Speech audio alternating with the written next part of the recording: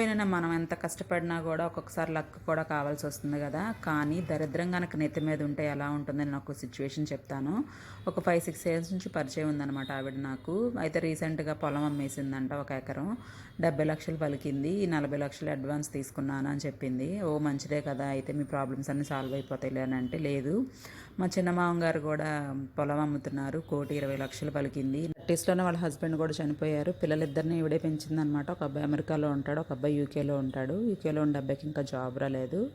అమెరికాలో ఉండే అబ్బాయికి కూడా రాలేదు, కానీ అక్కడే మేనేజ్ చేసుకుంటున్నాడు అనుకుంటా. మసాలాలు ఎక్కువ లేకుండా చాలా మైల్డ్గా ఒక కర్రీ చేశాను అనమాట. పచ్చిపెసలును మీల్ మేకర్స్ యూస్ చేసి వెజిటబుల్స్ అన్నీ వేశాను. కుక్కర్లోనే ఈజీగా చేసేసుకోవచ్చు, చాలా క్విక్గా అయిపోతుంది. ఒక పావు గంటలో అయిపోతుంది అనుకోండి. తప్పకుండా ట్రై చేయండి. నాన్ వెజ్ తిన్నప్పుడు కానీ ఇంకా ఎప్పుడైనా బోర్ కొడుతున్నప్పుడు ఇలా చేసే చపాతీ, రోటీ, పుల్కా, నాన్ దేంట్లోకైనా జొన్న రొట్టెలోకైనా దేనికైనా బాగుంటుంది.